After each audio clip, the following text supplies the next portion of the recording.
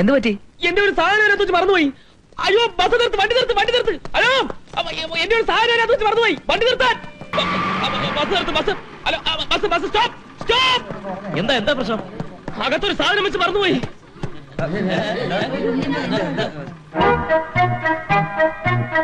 അപ്പുകുട്ടാ, അപ്പുകുട്ടാ.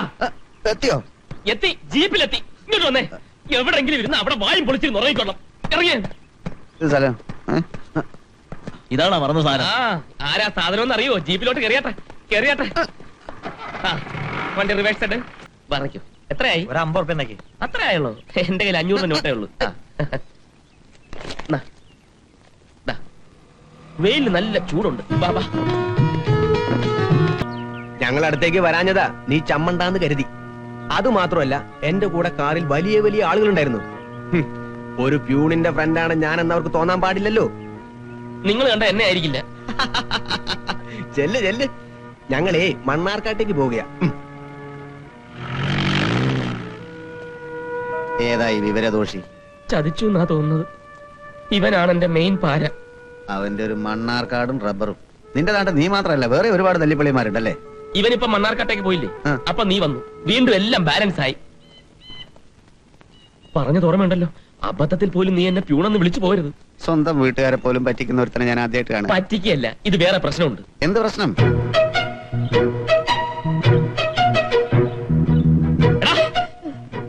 നിന്നെ ഇത് തന്നെ നിന്റെ പരിപാടി. അമ്മേ, അമ്മേ, അമ്മയോട് ചോദിച്ചിട്ടാ. ആഹാ, നീയായിരുന്നോ? ഇവനെ കൊണ്ട് ഇങ്ങനെ ഇളനീര് തീറ്റിച്ച അരക്കാൻ തേങ്ങ കാശ് കൊടുത്തു വാങ്ങൂ. പറഞ്ഞ കേക്കണ്ടേ അസത്ത്? അമ്മേ, വെല്ലേട്ടനോട് മറ്റേ കാര്യം ചോദിക്ക്. എന്ത് കാര്യം? വെല്ലേട്ടൻ ഓഫീസിലെ പ്യൂണാണ് അത്രേ. ആണോ? ഞാനോ? പിന്നെ ഞാനോ? വലിയേട്ടന് നാട്ടിലൊരു പേരും വീണിട്ടുണ്ട്, ബ്രിട്ടോളി രാജേന്ദ്രൻ. നിന്നെ ഞാൻ പേരിട്ടത് ഞാനല്ല.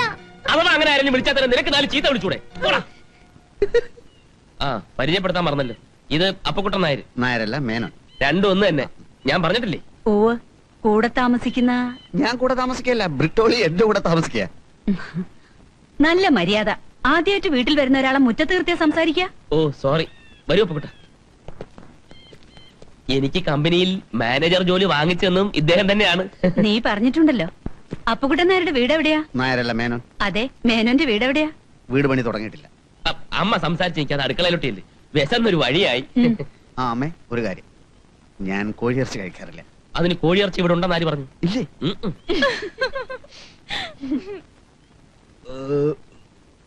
ഊണ് വിചാരിച്ചത്ര സുഖമില്ല കേട്ടോ. അതിനെന്താ, ഇനി നീ സുഖമായിട്ടൊന്ന് ഉറങ്ങ്.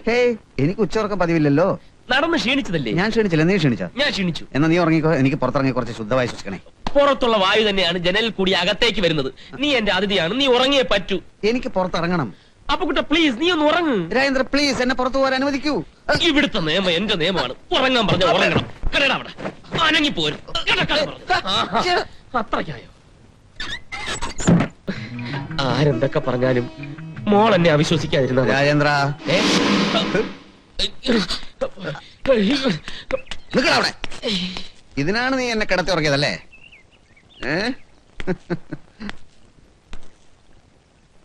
കൊച്ചേതാ കൊച്ചേ, അവന് നീ തമ്മിൽ ലവ് ആണ്. സൂക്ഷിക്കണം. ലവ് ചെയ്യുന്നതിൽ കുഴപ്പമില്ല, പക്ഷെ അതിൽ കിടക്കരുത്. അപ്പുകുട്ട തെറ്റിദ്ധരിക്കരുത്, ഇതെന്റെ അമ്മായിയുടെ മോളാണ് രാധിക. ഇതാണ് രാജേട്ടൻ പറഞ്ഞ കുരിശ്. എന്താ? അത് നിന്റെ വീട് കുരിശുപള്ളിയുടെ അടുത്താണെന്ന് ഞാൻ പറഞ്ഞിരുന്നു. ഏത് കുരിശുപള്ളി? അല്ലായിരുന്നോ?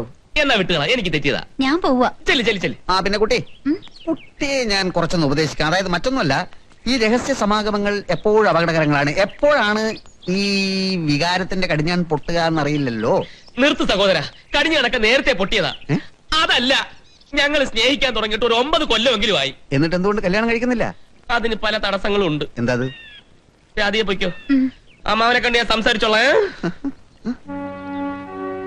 ഇവളെ കല്യാണം കഴിക്കാൻ ഒത്തില്ലെങ്കിൽ പിന്നെ ഞാൻ ജീവിച്ചിരുന്നിട്ട് കാര്യമില്ല. ആ രവി ഉണ്ടല്ലോ, നമ്മൾ കാലത്ത് കണ്ടില്ലേ, അവൻ സംഗതി മൊത്തത്തിൽ കുളമാക്കാൻ ശ്രമിക്കുകയാണ്. രാധിക അവന് നോട്ടമുണ്ട്, അത് തന്നെ. അപ്പുകുട്ട, നമുക്ക് രാധികയുടെ വീട് വരെ ഒന്ന് പോണം. അപ്പുകുട്ടൻ വിചാരിച്ചാ നടക്കും. ഞാൻ മാനേജർ തന്നെയാണെന്ന് എങ്ങനെയും ആ തന്തയൊന്ന് വിശ്വസിപ്പിച്ചെടുക്കണം. ഓഹോ, അതാണ് കല്യാണത്തിലുള്ള തടസ്സല്ലേ? ഞാൻ വരാം. നുണ പറഞ്ഞ് ഫലിപ്പിക്കാൻ എന്റെ അത്ര എക്സ്പെർട്ട് കേരളത്തിൽ വേറെ ആരുമില്ല. ഈ കേസ് നീ ഏറ്റു? ഏറ്റു, ഒരു പകുതി മുക്കാൽ ഏറ്റു. നിന്റെ ആങ്ങളയുടെ മകൻ ആ തെണ്ടിച്ചക്കൻ വന്നിട്ടുണ്ടെന്ന് കേട്ടു. അമ്മാവ നമസ്കാരം. നമസ്കാരം. ആ നിന്നെ പറ്റി ഞാനിപ്പോ പറഞ്ഞ് നാക്കെടുത്തേ ഉള്ളൂ. അല്ലേലും അമ്മാവൻ എന്നെ വലിയ ഇഷ്ടമാ അല്ലേ? സംശയമുണ്ടോ? വരും. നമുക്ക് പുറത്തിരിക്കാം. അകത്തപ്പടി മണ്ണും പൊടിയാ. അകത്തെന്താ കൃഷിപ്പണി വല്ലതും നടക്കുന്നു? എന്താ ഇല്ലില്ല, ഇത് വേറെ കാര്യം പറഞ്ഞ. ഇതേതാ പുതിയ അവതാരം? ലേറ്റസ്റ്റ് തന്നെ കൽക്കി. ഓ നീ എപ്പോഴാ രാജാ വന്നേ? ഞാനേ വരാൻ അവനവിടെ ഗൾഫിലെങ്ങാനും പോയോ? സുഖം തന്നെയല്ലേ മോനെ? പ്യൂൺ പണിയൊക്കെ എങ്ങനെ നടക്കുന്നു? ഞാൻ പറഞ്ഞില്ലേ, രവിയുടെ കുപ്രചരണം അമ്മാവനും അറിഞ്ഞിട്ടുണ്ട്. നാട്ടും പുറത്തുകാർ പൊതുവെ ശുദ്ധന്മാരാണല്ലോ, എന്ത് പെട്ടെന്ന് വിശ്വസിക്കും. ഞാൻ അത്ര ശുദ്ധനൊന്നും അല്ല. തീരെയല്ല. ആ ഒരു കുഴപ്പമുള്ള അമ്മാവൻ. അവിടെ തെറ്റി. പല കുഴപ്പങ്ങളും ഉള്ളവനാ ഞാൻ. കള്ളന്മാരെ ഞാൻ വെറുക്കും, നുണയന്മാരെ ഞാൻ വീട്ടിൽ കയറ്റാറില്ല. അപ്പൊ രവി ഇവിടെ കേട്ടാറില്ലേ? രവി നുണയനല്ലോ.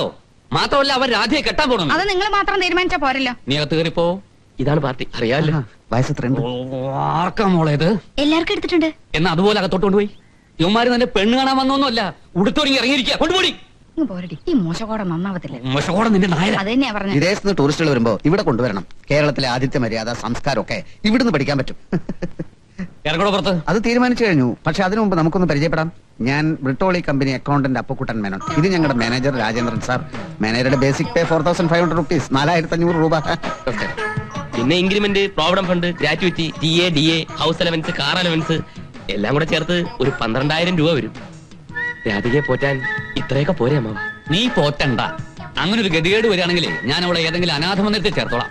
ആ, അപ്പൊ നമുക്ക് ഇവിടെ അനാഥ മന്ദിരത്തിൽ നിന്ന് പൊക്കാം. ഇയാള് മഹാ ചീങ്കണ്ണിയാ. നേരായ വഴിക്ക് ഇത് നടക്കൂല മോനെ. ചീങ്ങണ്ട് നിന്റെ അപ്പൂപ്പൻ. അമ്മാവ, എന്റെ സുഹൃത്തിന് കുഴപ്പമില്ല. കൂടുതൽ കുഴപ്പമുണ്ടാകുന്നതിന് മുമ്പ് ഞാൻ പോകാം. അതല്ലേ നല്ലത്. രാജേന്ദ്രൻ നീ ഉം. ഉം. ബ്രിട്ടോളി. ബ്രിട്ടോളി.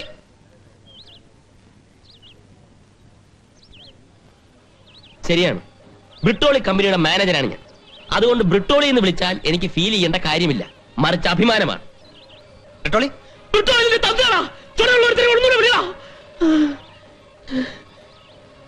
നാൻസിയുടെ കണ്ണഞ്ചിപ്പിക്കുന്ന വേഷവിധാനങ്ങൾ അടുത്ത് കാണണമെന്ന് തോന്നി. ഇത് ഞാൻ നേരത്തെ ഇട്ടിട്ടുള്ള വേഷമാണല്ലോ സാർ. ആണോ? എന്തായാലും നാൻസി സുന്ദരിയായിരിക്കുന്നു. Thank you sir. എങ്കിൽ ഞാൻ പോയിക്കോട്ടെ സാർ. നിൽക്കൂ. പിന്നെ ഈ കൈകളിൽ 5-6 സ്വർണ്ണവളകളോട് ഉണ്ടായിരുന്നെങ്കിൽ എത്ര നന്നായിരുന്നു.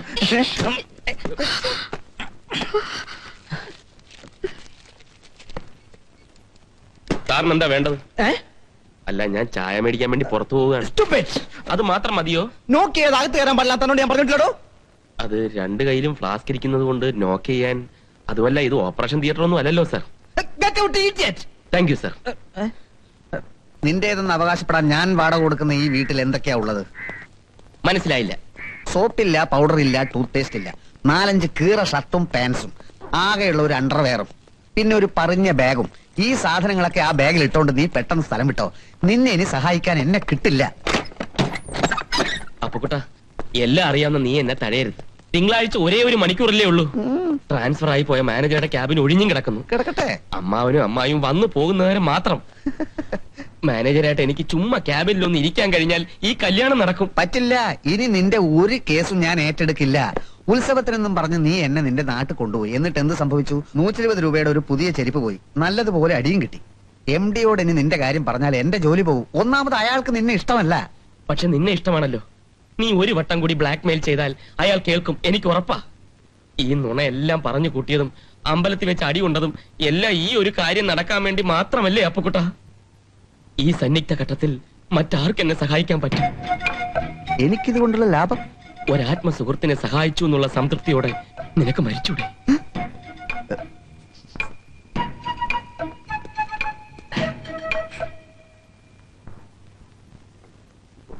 ഹോട്ടൽ ഇന്റർനാഷണലിൽ ഒരു ന്യൂ ഇയർ പാർട്ടി നടക്കുന്നു. ഞാൻ 2 അടിച്ചിരുന്നു.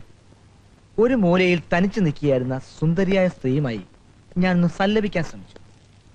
You look like Mona Lisa, I love you എന്ന് ഞാൻ അവരോട് പറഞ്ഞപ്പോ പുറയുന്ന ഒരാൾ എന്നെ പിടിച്ച് പതുക്കെ ബാത്റൂമിൽ കൊണ്ടുപോയി 1-2 ഇടി ഇടിച്ചു. അത് അവരുടെ ഭർത്താവ് പോലീസ് സൂപ്രണ്ടായിരുന്നു. തന്റെ നല്ല കാലത്ത് താനത് കണ്ടു. അത് നാട്ടിൽ പാട്ടാകാതിരിക്കാൻ ഞാൻ തനിക്ക് ഒരുപാട് ഫേവറുകൾ ചെയ്തു. ഇനി അത് പറ്റില്ല. No more blackmailing mister Appukuttan. Get out. Sir എന്നെ തെറ്റിദ്ധരിക്കുകയാണ്. അല്ലല്ലോ, ഈ യൂസേഴ്സിന് ഞാൻ ഈ പിയൂൺ ജോലി എടുക്കാൻ കാരണം എന്താ? ഇതേ പ്രശ്നം പറഞ്ഞുള്ളത് എന്റെ ബ്ലാക്ക് മെയിലിംഗ്. ഇനി ഇതിങ്ങനെ പോയാൽ ശരിയാവില്ല. ഓ, എനിക്ക് തല്ല് കിട്ടുകാരെന്താ മൈക്ക് വെച്ച് വിളിച്ചു പോയാൽ ഒരിക്കലും ചുക്കുകളോ? പിയൂണിനെ പിടിച്ച് മാനേരാക്കുക, എന്നിട്ട് പിടിച്ച് ക്യാബിനിലെടുത്തുക. ഇതെന്താ നാടക കമ്പനിയോ? ഒരേ ഒരു ദിവസത്തേക്കല്ലേ സാർ? നോ, അങ്ങനെ നുണ പറഞ്ഞ ഇടിയേറ്റ് ഇപ്പൊ പെണ്ണ് കിട്ടണ്ട. ഞാൻ നാൻസിയുമായി എന്തെങ്കിലും സംസാരിക്കാൻ നോക്കിയാൽ അപ്പ അവൻ കയറി വരും. Permanent nuisance. അവനെ പിരിച്ചുവിടുന്ന കാര്യം ഞാൻ ആലോചിച്ചോണ്ടിരിക്കുക. അപ്പോഴാ പഴയ ഹേമമാലിനി. എന്താ?